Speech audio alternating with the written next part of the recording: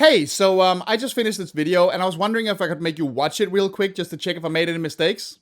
Sure, buddy. Let me give it a look. Thanks, that will be real helpful. Yeah, no, it's looking good, but I think you may have used lay instead of lie at one point. Okay, thanks. I'll just re-record that real quick. Oh yeah, that's much better. Except I think you mispronounced susceptible. Because it sounds like you said suspectable. Yeah, okay. I mean, nice catch. I'll just re-record that, sure. Okay, sorry. This one totally slipped my mind before, but there is this one point where you say could of instead of could have. Ugh, fine, thanks. Man, making content in your second language is hard.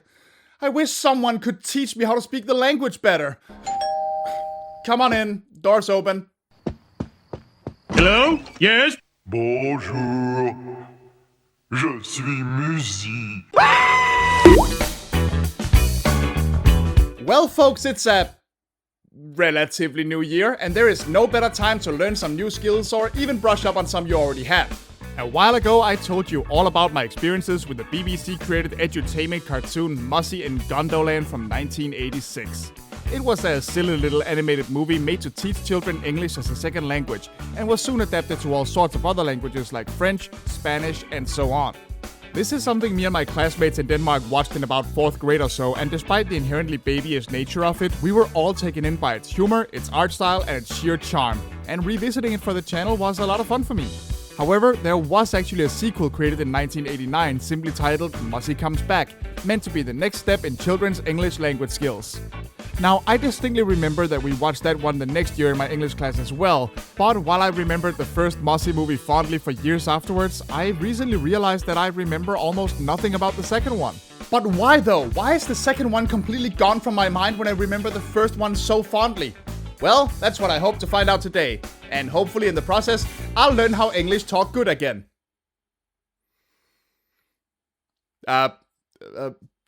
Please to begin... Picture movie tape, please. So, just to give you a brief recap.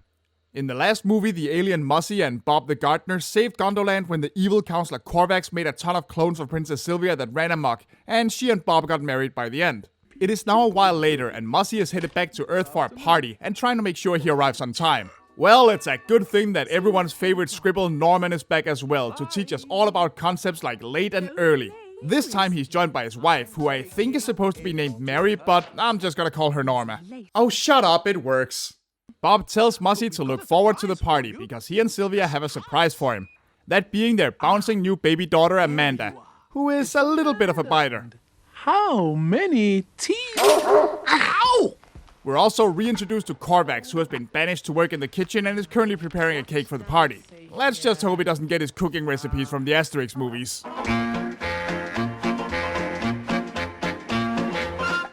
Poison to the brew, cobra's venom goes into, sweeten it with orange juice, 3 segments is what you use, no, I think just 1 will do. And finally, we get to meet a brand new character, namely a criminal named Thimbo, who is assigned as Korvax's assistant. And man, I gotta tell ya, Thimbo wastes absolutely no time establishing himself as the single most relatable character in the whole franchise. Now, get some sugar and some eggs and some apples and...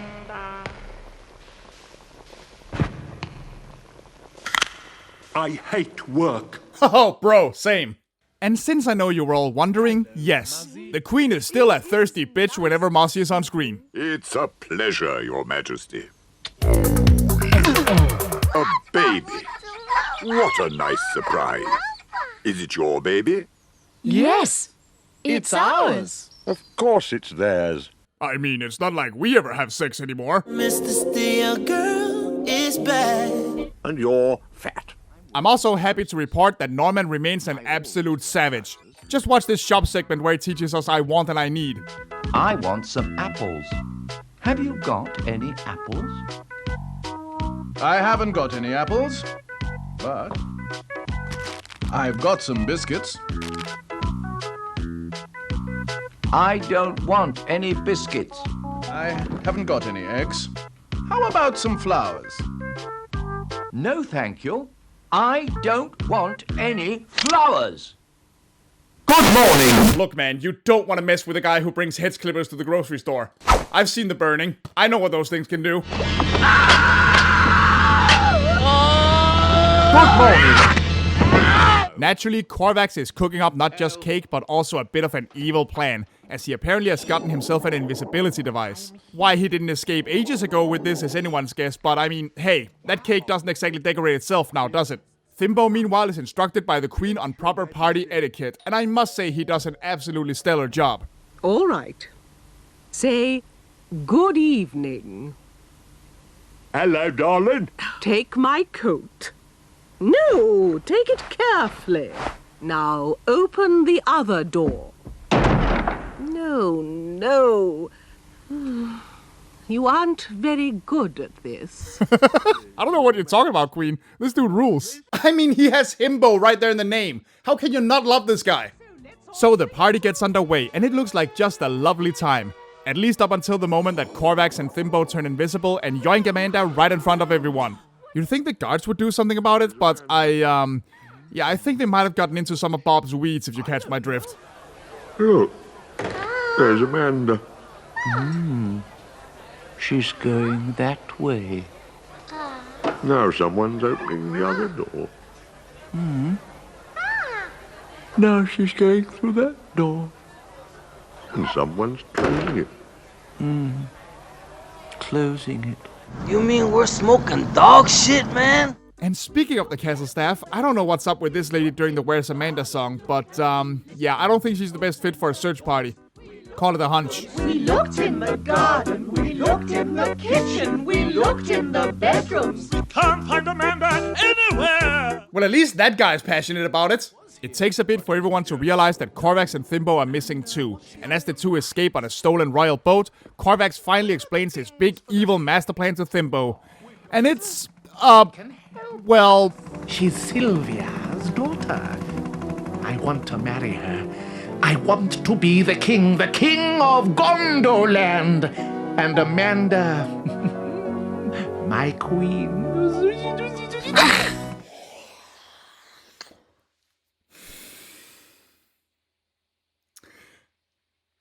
Do I even have to say anything? Look, I definitely didn't give this a second thought as a kid, and I'm certain the crew behind Muzzy didn't intend this to be anything other than some fairy tale ass marry the princess to get the kingdom thing, but I mean... Oh no! Oh man! I am going to hell. I mean, holy shit, what were they thinking when they drew this? Look, nothing. Thanks, Norma. Well, to nobody's surprise, it turns out that Amanda is a little shit starter. She pulls the plug out of the boat and makes it sink, thus putting a bit of a hamper on Korvax and Thimbo's plans. She even throws one of their invisibility devices in the lake. Oh yeah, these are our big scary villains, everybody. You aren't very good at this. During all of this, Norman has actually been dealing with his own little subplot in his segments where his clock tower collapses and he has to build a new one. Which leads to a nice little segment teaching bigger and smaller as he goes to buy clock hands. I need a shorter one. Yes, this one's better. This looks too short. Take this one. Yes, it's better. Right, we are taking the shorter long one and the longer short one. Ah, I see.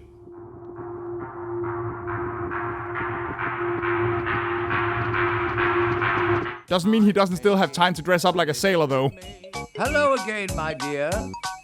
This is for you from me. What an awful bird. Where does it come from?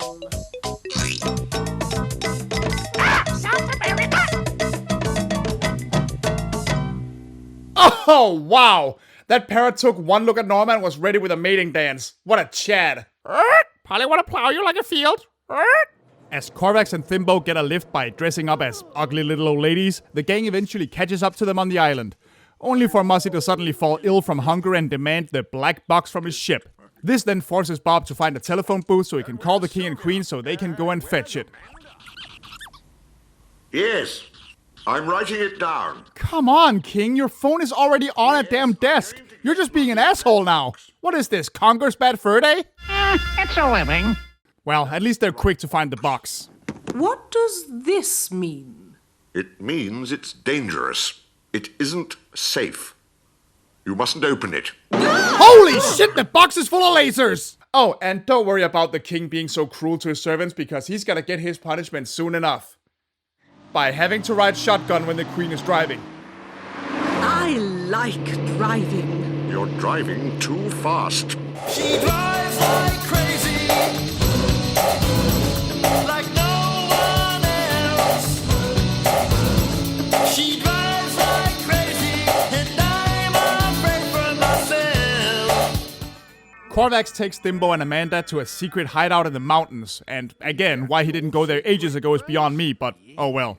Of course, it doesn't take long for Amanda to start getting hungry and cranky, so they have to fix her some food. And as far as I can tell, Korvax is looking up how to feed a baby on fucking WikiHow. At least if his other search results like how to make a phone call are any indication. He also spends a moment or two trying to teach Amanda how to talk. She isn't going to say it. She doesn't understand you. And you don't understand anything. Now say, Korvax is... Silly. Silly. Ah, like mother, like daughter. You are Korvax. And you are silly. As Muzzy uses the black box to locate Korvax's hideout, they all try to sneak inside, but run into some, difficulties. Oh dear, I can't get through. It isn't wide enough. No! Muzzy, thank you. Thank you so much. And you're fat. Go on, Muzzy. That's the widest part. Oh my god, dude, lay off your wife already. She's on an all-fruit diet, remember? Besides, you want to talk with those royal cakes of yours. You just had to shove those into a David Duchovny speedo, didn't you? Of course, chaos then ensues as Amanda gets a hold of the last invisibility device and uses it on herself, leading to a little bit of a lover's spat between Korvax and his husband over here. The baby's invisible and it's your fault. Boy, if that ain't an argument that every couple has had at least once. Now, since Amanda is currently invisible anyway, Korvax figures that he can let the gang inside and just play innocent and get out of trouble that way. But, of course, that doesn't work for very long. Someone took Amanda. Oh! What's the matter? Something bit me. Okay, am I crazy or does he sound a lot like the kid from the Charlie Bit Me clip? Something bit me. Charlie bit me. Hey Norma, how's my timing on that meme reference? You're late. Oh. Well, you don't have to be a bitch about it. For all my joking though, I have to admit that the fact that they don't actually find her until the queen sits down and Amanda crawls into her lap is genuinely very cute. That's some real grandma energy right there. I think they might all be a little bit too happy to get her back though. Lovely, wonderful, hooray! Whoopee! Whoopee! Wonderful, wonderful, wonderful, wonderful. Well, that's about it. Korvax and Thimbo are rightfully arrested, the royal family has a new party, and even Norman manages to finish his new weirdly futuristic clock tower. And with that, the saga of Muzzy ends for good. Well, until the year 2013 when... Ew! So that was Muzzy Comes Back, and you know what? I might not have remembered this as clearly as the first movie, but it's still a lot of fun. It's almost a little weird to me to hear the cast speak a bit more naturally. A lot of the first movie's charm came from the way their very limited grammar resulted in them stating the plot in hilariously blunt ways, but nonetheless, they're still a joy to watch. The main cast also gets some nice little moments that showcase their personalities a bit more, and these little details really make it clear that Muzzy was treated just as much as a genuine fun little cartoon franchise as it was an educational tool. Somebody working with these characters clearly really liked them, and it shows in the final product and makes it way more enjoyable to watch. I do think that Norman's segments are a bit weaker this time around though, since the whole fixing the clock tower thing doesn't really allow him to get as weird and surreal as he did before, which is a bit of a shame. But remember, all of what I just said is from the perspective of a grown-ass snarky YouTuber who's watching this in the hopes of getting a few laughs. All the grammar lessons still make sense and fit the story just fine, and that's what's most important. But at the end of the day, I think I still prefer the first movie over this one, if only for the sheer nostalgia factor. Although that one didn't have Thimbo in it, so it's a pretty tight race. Anyway, thank you so much for watching, and I hope you'll stick around for the next video, which I hopefully won't take another 4 months to make. You aren't very good at this. Yeah, I know. Polly wanna plow you like a field. Polly wanna eat the booty like groceries. Polly wants to live fast and eat ass. No, that's terrible. Polly wants a crack at that crack. God damn it. Polly wants a peek at those cheeks. Oh man, this is terrible. No, that's gross. I almost said Polly wants a fish taco. No, I'm not doing that. Hey everybody, thanks for watching the video and thanks so much for being patient while waiting for it. If you enjoyed this, don't forget to like the video and leave a comment about other weird edutainment stuff that you may remember from your childhood. Special thanks go, as always, to Silver Moon Ravenwolf, Pocket Mouse, Half Cryptid, Andreas Wilsom, John G. Robinson, Warren Miller, Thomas Jensen, The Danish Penguin, John Algetz, Elinor Stråhed, and any other Patreon supporters. Thank you so much. And if you would like to support me as well, you can check the description in this video and find links to my Ko-fi, Patreon, and TeePublic pages. I also want to thank my friend Navidoodle for providing their voice at the beginning of this video.